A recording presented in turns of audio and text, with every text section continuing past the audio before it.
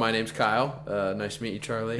Nice to meet you, Kyle. I am the operations manager at BoomFit. Got a family of 4. Okay, I got my wife Hannah. Been married to her for 6 years. Got my daughter Nell. She's 3 years old, and then Maverick, who is 16, 17, or 18 months old. Can't remember. One of those. One of those numbers. You lose track. I'm starting to get into the place where I'm losing track of months.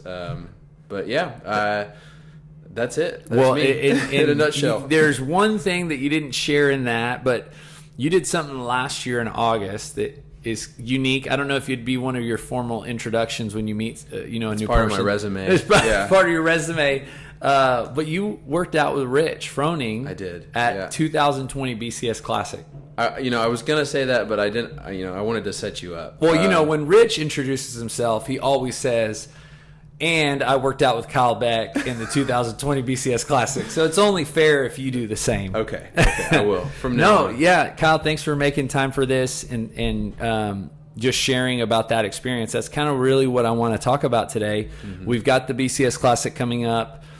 We've launched the fundraiser, and so really to kind of give other people out there that maybe would love to do what you got to do, a little bit of inside scoop to what it was like, and kind of encourage people to put a little extra effort towards the fundraiser. We'll talk a little bit about what that goes towards, but let's go back and kind of think about, before the BCS Classic. Give me your kind of summary, kind of Cliff Notes, condensed version of your journey into CrossFit. Okay, journey into CrossFit. So I used to do bodybuilding, and I actually hated CrossFit. It was one of those prejudgment things. I was like, man, those guys doing CrossFit, they're crazy. I'm just going to stick with bodybuilding. And then I got bored with bodybuilding, and I was working for one of my chiropractor friends, Dr. Craig Rauschke. He was at College Station Chiropractic. I was doing an internship with them, and he would go down to Brenham. So I went down to Brenham CrossFit every Monday. The first workout I tried, I was like, oh my gosh. I was laying on the floor, put me on my back. It was wall balls. I don't even remember what it was, but I was like, that was so hard but so fun. And that's kind of how that was my first introduction to CrossFit. What year was that? I guess that was 2014. Okay. And I was getting kind of bored with bodybuilding, and we started doing CrossFit every Monday, and I was like, man, this is awesome. Like, I would love to do this throughout the week too, and reached out to my friend Cade, and because he owns Obey and CrossFit Obey, and Brian, and started doing that over there, and got addicted. Joined the 5 a.m. That's the crazy crew for those who know.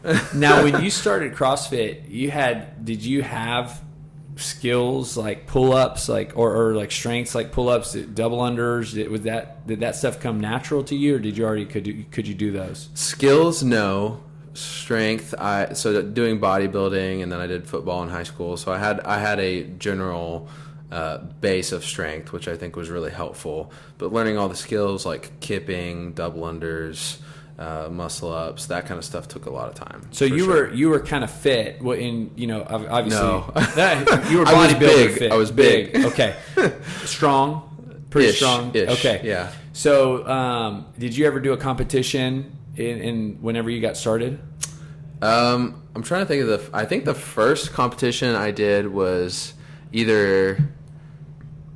It might have been the BCS Classic. The 2014. I think it was the 2015. 14 or 15. I can't remember. BCS Classic. It was the right before we switched to partner. Yep. The year before we did 15 for sure. Okay. So I was 14 was the first year at NutriBullet. Mm-hmm.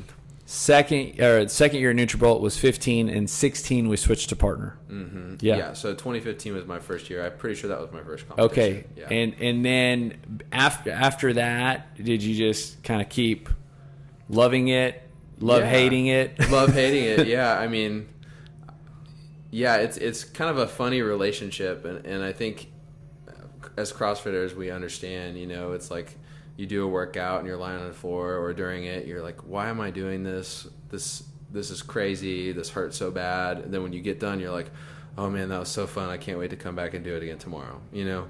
And just like with all the different skills there are to learn, I think that's what keeps us entertained.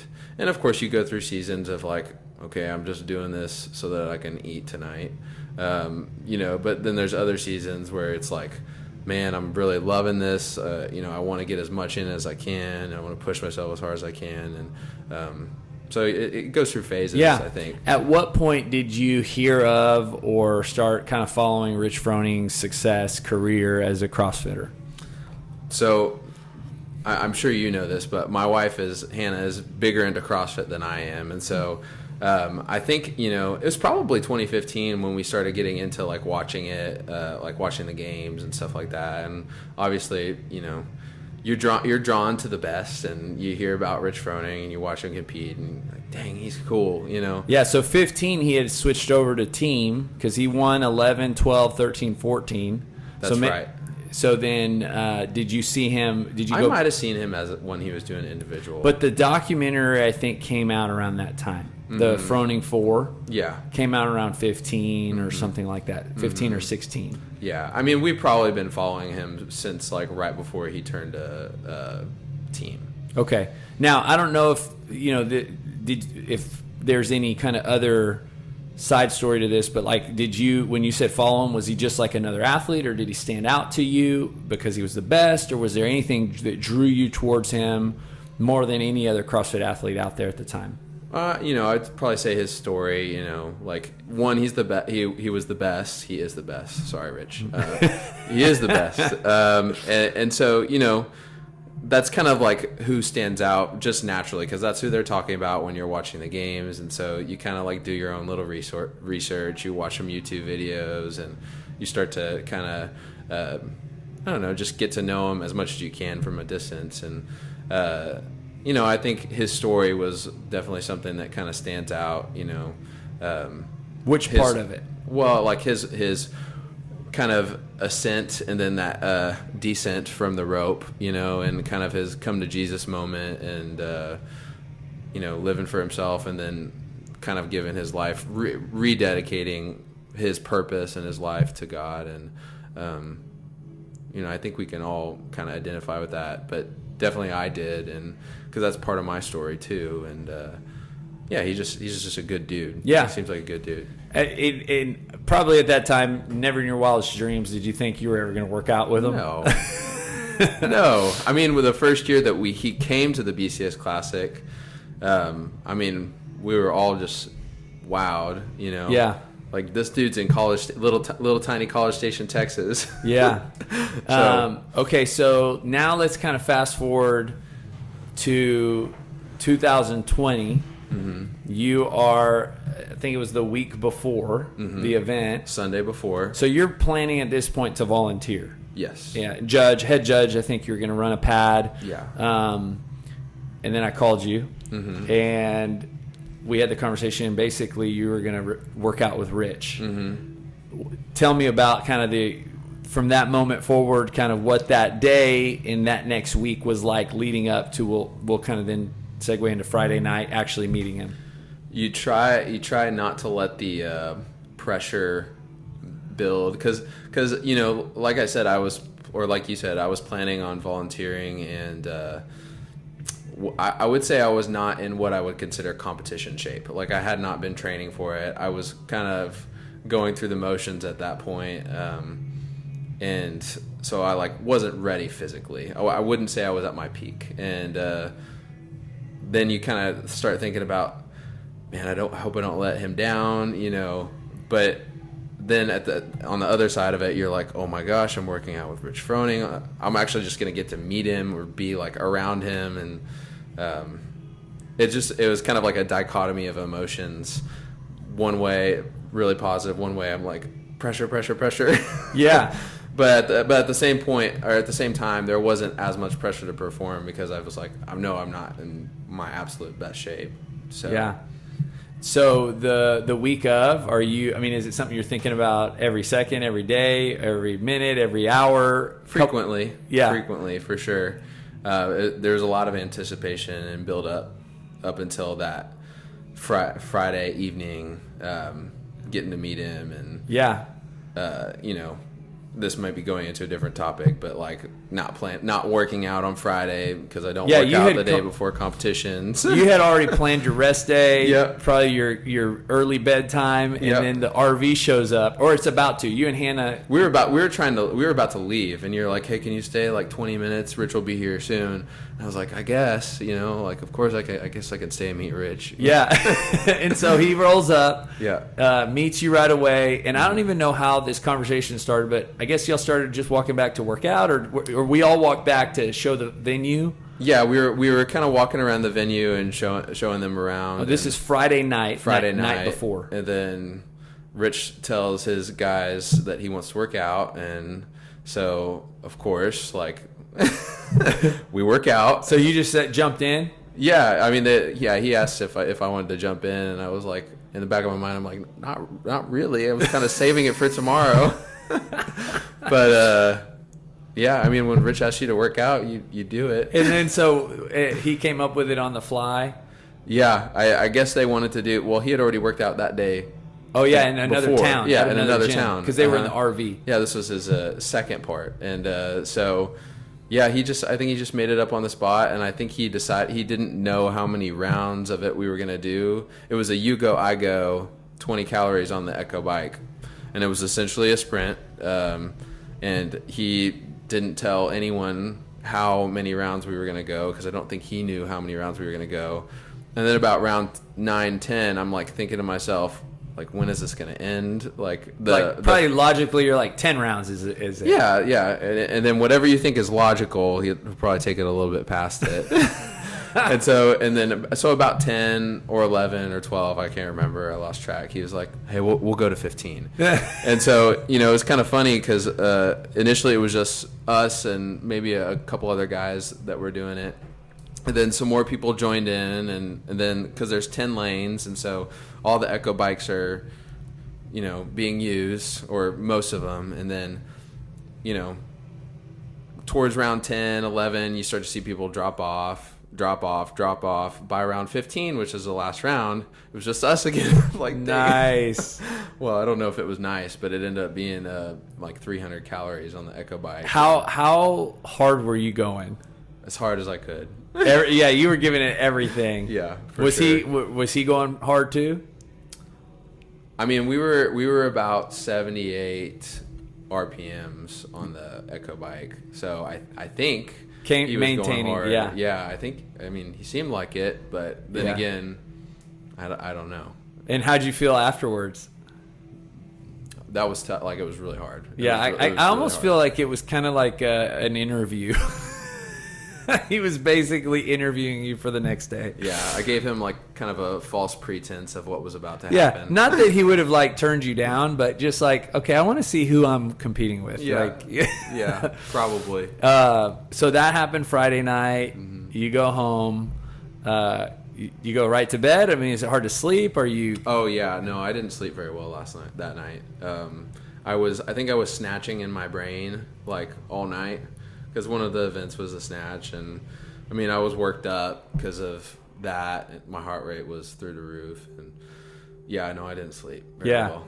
Okay, and then so the next morning, what was the first event? The first event was the burpee box jump overs, the double unders, the toes to bar, and then back through. I can't remember the numbers. I think it was 15, 90, then maybe 60, 90. 15? Mm-hmm. Yeah. Something like that. 75 or something, yeah. And then did you guys have a plan? What did he say? Did he give you a plan? Did you just kind of... Yeah, he was like, so on the box jump overs, he was like, you know, kind of take it slow on these, like, I'll pace off of you. And then the double under, like, we talked about it a little bit beforehand, but not really a ton. The double unders, I mean, it was both people doing the double unders. And then the toes to bar, they had to be synchro. And so he's like, just tell me what you want to do, and then I'll do that. And we kind of had to figure out the rhythm because there's a little bit of a height difference.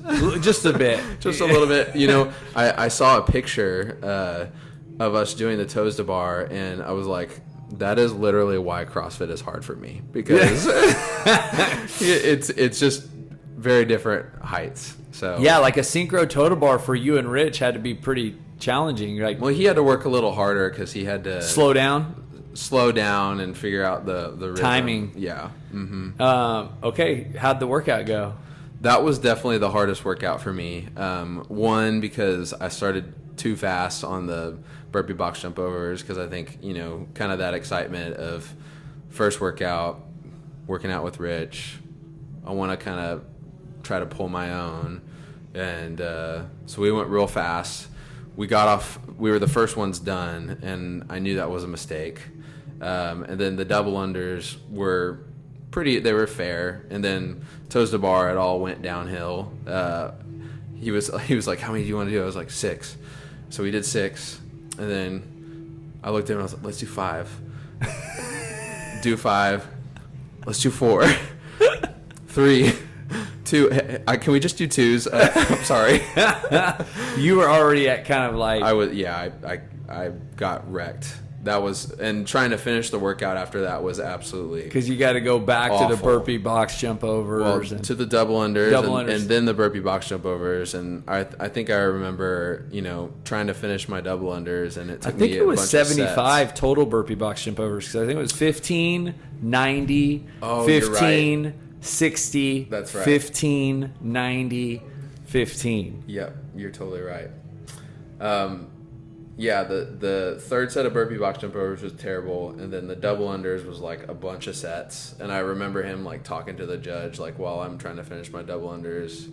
He's like, it doesn't even look like he's breathing hard. Oh yeah. And then the last set was just finished, and then I laid on the ground, and then I think I disappeared, and he texted you and asked if I was okay. And yeah, he texted me, he's Kyle, all right? Because I think you just totally like... Yeah, I fell off the map after that workout. Oh, man. Okay. Went and hid in the corner. So you regrouped. Yep. And yes. Had a couple hours. Mm-hmm. Did you have anything to eat or? Yeah, I can't remember what I had. But and then you guys met up for what was the second event, which was what? Wall balls and rope climbs with the running. Yeah. And, at that point I was like, man, I totally dropped the ball on that first workout. That was hard, and I was really hurting after that one. I think I just totally paced it wrong in every single way. But wall balls and rope climbs typically go better for me, for the taller people, and we did a lot better on that one, and it felt very redemptive. Did y'all have a strategy? Was there kind of any game plan? Yeah, it was like 40 wall balls, and then let's switch. Okay. And so, and 40 unbroken? Well, I didn't do 40 unbroken. He did 40 unbroken. I think I did 20-20 or something like that. Yeah. And then it was just do as many rope climbs while the other. That was kind of one of y'all's best workouts, right? Yeah, I think we did fairly well on that one. I think we finished first in the heat. So. Now, did you guys warm up before these workouts? Would y'all meet in the warm-up arena? Yeah, we did, and that was cool. It was just a chance to get to chat a little bit with him and kind of talk a little bit about the workout, and we get to hang out with the other guys that went along with him, and so that was really fun, just getting to know the team, and got to chat with Rory a lot, and got to chat with Brian. And so it was fun. Yeah. So, and we'll talk about the third workout after this, but when you talk about kind of getting to know him, I think that's probably one of the coolest parts of this experience, right? Mm-hmm. Is you get to know Rich throughout the day. Mm-hmm. And I had the same conversation with John Devlin, who year before was his partner. When you think of Rich Froning pre-BCS 2020 mm-hmm. and who you had seen from afar, mm-hmm. and then you actually experience getting to know him, like, tell me, do what you thought and what you got to know align? Are they similar, different? If so, how? I think it's just like it's kind of like meeting a celebrity, it's you have an idea, or you think you might know kind of who they are, it's also like kind of intimidating to interact with them at first. You're like kind of a little starstruck. But I think as the day goes on, and we share this thing called CrossFit, and it's when you kind of bond over something like that, or like just working out with people. Think about CrossFit communities. It's like you build relationships with people, and it makes things easier, you know. And so I think that's kind of like what happened, you know, me being kind of starstruck, but getting to work out with him and just seeing how awesome he was, and not making me feel bad if I was lagging behind. Like I remember on the toes to bar, like I'm like, man, like he's just waiting on me. But he's like, dude, don't worry. Like, you know, take your time. You know, we're doing just fine. Just let me know when you want to go. And so just, you know, I think to answer your question, long way around it, who I thought he was, he's better than who I thought he was. Like you kind of get the story, and you get the story about him. Like he's got documentaries out there, you know, he's got a YouTube channel. And you kind of think that he's a good dude, right? And he really is. He's a good dude. He's humble, simple, kind, like likes to work out, likes people, is competitive, you know. He's just a good guy. So that's awesome. I think that's one of the cool things that I would say John shared, exactly kind of in different words. But really everybody who has gotten to know Rich through the BCS Classic would say is kind of, you said it perfectly, he's better than what I thought he would be, in the way that, man, he's just like, he's authentic, he's down to earth, he doesn't think of himself any better than anyone else, you know. And when you just get to hang out with a person like that, but he loves CrossFit, he loves working out, he's competitive, all those things. So you just realize like he's a regular guy, you know? So one more event, you guys kind of hit the rope climb. You feel, it sounds like tons better after that. A lot better. Okay, yeah, definitely. You break. Then you guys get ready for the final event, which was the snatch, clean and jerk, row. Tell me a little bit about that event. Yeah, so I think I was a little apprehensive about that event. I felt okay about it, but I know, like myself, after 3 workouts, I'm probably not feeling awesome. And then I had practiced it with the Echo bike, I think more so, because whoever gets on the Echo bike and then goes into the machine, the clean and jerks or the snatches, kind of has it worse. 30 calories. Yeah, it was. And 30. You got to choose one of you. One person is doing both, or one person is doing one of them. So both people are working, right? So it's the 30 cal row, 30 cal Echo bike, and they're being done at the same time. And you did the Echo bike.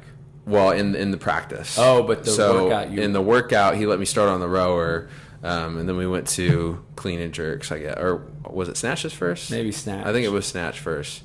And you know, I think I was doing like 3s or 4s, and 60? he was doing 5. Yeah.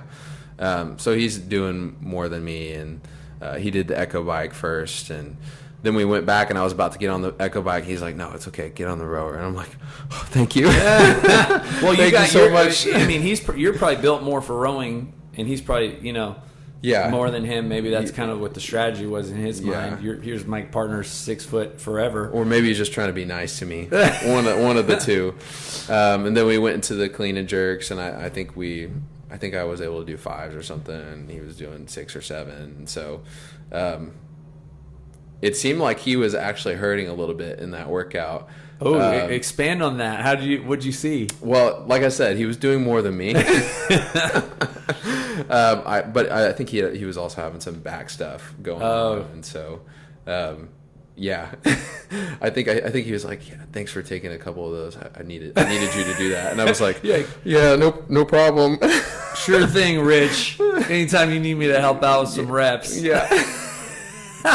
So you guys divided up. But was there a planned discussion before, or did it just happen that way? I think we talked about it briefly, but you know, it's like it's with him. It was like never like intense discussion. Like, this is how we're gonna do it. Let's stick to our game plan. It was like, hey, you want to do 5? I'll do like 6 or 7. Yeah, that sounds good to me. Yeah. Whatever he told me, I was like, yeah, that's great. Yeah.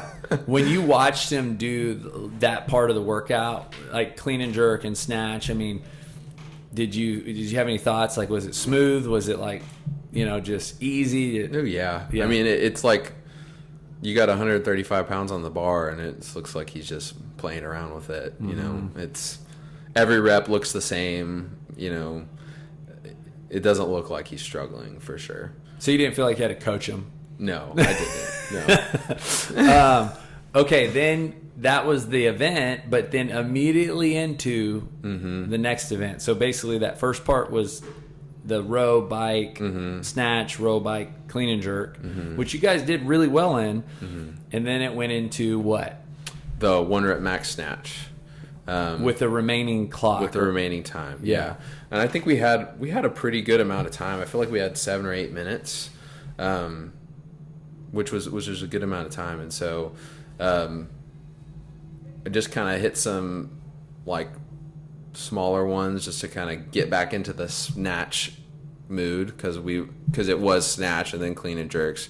So I hit like 135 and then 155 and then 175, 185. Now you had, I think during the week you had done that snatch workout, right? Or you had been practicing your snatch. I kind of remember you snatching heavy that week, maybe. Was it in preparation for or did you not? I can't remember. Okay, if I'm honest. Okay, so going into it, knowing you had to snatch, what was your goal? I would have been really happy with 200. Okay. And then now it's actually, you're feeling the effects of part 1 of that workout and the day. In the day, yeah. So what was I mean, 185 felt heavy. I think he made me go from 185 to 205. And I 205 was like a stretch for me. And you I don't think I'd ever power snatch 205. But you did. But I did it after 2 attempts.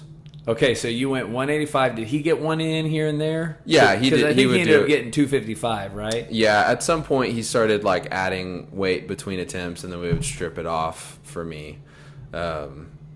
So you did 185. You got it. Yeah, and it was a struggle. Okay, jump to 205. Yeah, which I would have liked to jump to 195. Rich, if you're listening.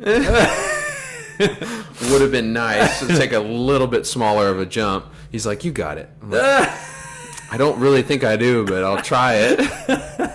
And it's like, it's hot. It's sweaty. I'm wearing like, I never snatch in gloves, and I was wearing gloves because I was like, I don't think I can even hold on to the bar. Oh, wow.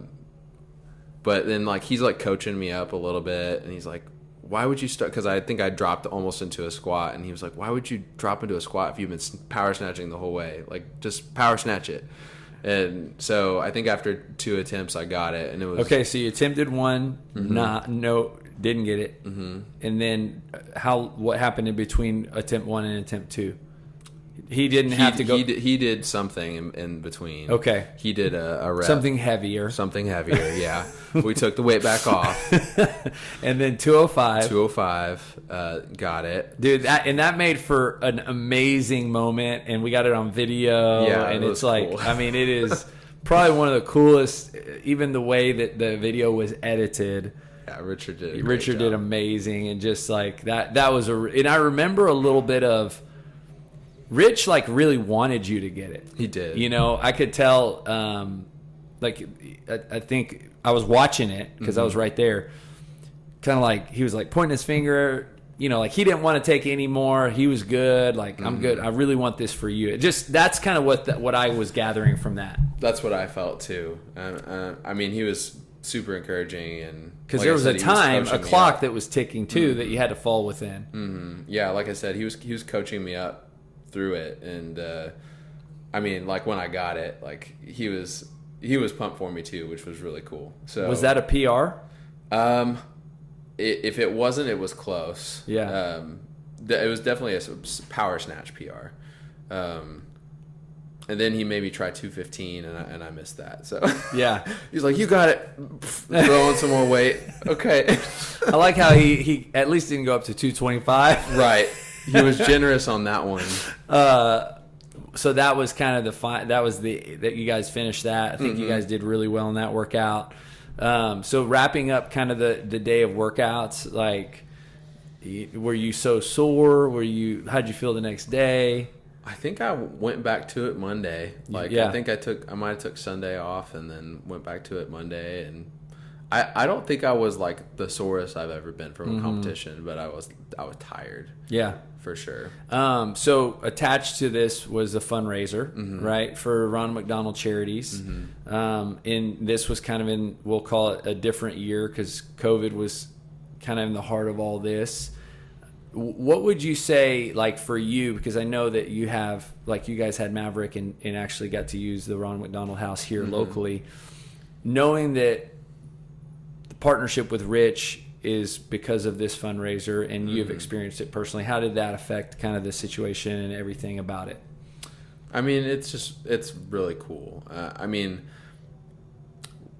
you know, we talked about this the other day on another podcast, but like, I know y'all went through it and stayed at the Ronald McDonald House, and it's one thing to know people that have gone through it or experienced it, and it's another thing to experience it yourself. And like, the Ronald McDonald House was amazing for us in that, you know, our son was in the NICU for 7 days, and it's a scary time, you know, like, you hope we were never like overly like, I mean, I can't speak for my wife, but I was never like overly concerned for his life, but it was like still very scary, you know, like, we just had this little guy. My wife just went through all this trauma to have him, and he's like so tiny, and he's got tubes in his nose, and struggling to breathe, and, you know, you can't even hold him because he's, you know, attached to all these wires. And so the Ronald McDonald House made it so we could stay there, and at the hospital, like literally 2-minute walk away, and just was a comfort, and kind of like we don't have to worry about where we're staying. We don't have to worry about driving back and forth to the hospital. Like, it just made it so much. I can't imagine what it would have been like without it. You know, and I love hearing your unique story, because for your story and my story, there's probably thousands of other stories, right? And sometimes I think we don't learn about these types of organizations until we actually use them or benefit from them. So I think there's a lot of people that would never know what Ronald, like me, I didn't know what they did until we actually learned what they did through our experience. Yeah. But, you know, listening to your experience, you know, there's so many pieces to that experience that that can be emotionally stressful on you, on your wife, on doctors. I mean, there's so many, and this is just one thing that Ronald McDonald chose, right, to help meet the need of, right? Because again, they're not meeting the needs of all the medical benefits that those doctors and all the different, I mean, there's so many needs that are being met in that moment for that baby and for you and for Hannah. But they met a very critical need. So, like, take you and Hannah, for example, living probably 15-minute drive. Where the NICU, at least the one that we stayed at Texas Children's Hospital, the first one allowed us to sleep in the room, so we didn't have a need for it. But when we were getting kind of booted, you know, but it was a good thing. We were going to move to the regular NICU. You can't sleep in there, you know, and so you don't have that choice. So in that moment, it's like, well, Hannah has to make a decision, right? Am I going to, you know, where am I going to sleep? You know, where am I going to sleep? Or, you know, even Nell, your other child, where's your, you know, and for them, you didn't have to think about it, right? That's like, hey, here's this place that you can stay, 2-minute walk to your baby, you know, so if Hannah wants to hang out with the baby for, you know, all hours of the night, or wake up and go look at the baby, or, you know, in those cases, mothers probably don't even sleep, you know. Right. And I remember for us, the first night we were at Texas Children's in the actual CV ICU, cardiovascular intensive care unit, Alicia hardly slept. She was just staring at Ames all night, you know. So it's like, this at least gives Hannah the opportunity to rest, probably a little bit more peacefully than having to drive home and then feel guilty for leaving her baby. All those things, right? So I just want to kind of paint a picture for people listening to know that it's a really cool organization and they do a really cool thing. Plus, you know, on top of that, not even talking about this yet, the expense that could be, for 7 days, let's just say you're going to get I know here it's different, but at Texas Children's in Houston, there's hotels across the street, or, St. Joe's, if you got a local hotel, you're still spending $100 to $200 a night. You'd probably go home, but for us, it would have been in Houston, and we were there for 3 weeks. That could be a big bill that, for $25 a night, you're getting, and they're kind of also like, hey, here's some gift baskets. Hey, here's some food. Here's a kitchen. Here's a kitchen. just. And the room is like very well, like it's homey. Yes. And I think one of the things like with this charity is like it. I don't know. Sometimes I feel like it can feel like kind of impersonal if you like give money to a charity, or like maybe you hear about a charity, but it's like, man, this is a charity that, and I know that most charities do, but it affects real people. It's like it's a real thing that happens, and it's very much an emotional. I feel like you mentioned like the financial cost of that, but I think in our scenario, since we were 15, 20 minutes away, it's like the emotional impact of being close to him when he's in the NICU was far more than any financial impact. And so, I think the big thing is just like this charity and giving to this charity like affects real families. Like, if you go to church, it's like you see the kids that are running around. It's like maybe it affected their families. You're at the gym. There's kids at the child care. It's like it could have affected those families. Like the people to your left and to your right. It's like think about your friends. Like you've got friends with kids. It's like it's real families. I never thought it would happen to us, especially after it happened to y'all. Like I thought y'all took care of all that. Yeah, right. But I'm just kidding. Yeah, no, I know. It's crazy when it actually happens to you and you are the recipient of a charity, and it makes all the difference. Yeah, because in that moment when they tell you they're taking your baby to the NICU, the last thing that you're thinking about is where am I going to stay? Right. Until you start actually having to figure out where we're going to stay. You know what I mean? And I think they just remove that stress, that obstacle, that challenge by providing this really amazing solution. So, Kyle, man, thanks for taking the time to do this. Absolutely. It was an awesome opportunity to watch you compete with Rich. Thanks for the opportunity. And we're just real excited to see who gets to do it this year. So yes, and please donate to Ronald McDonald House. Like, I can't tell you how much it actually affects and helps people. So thanks, man. Yeah, thank you.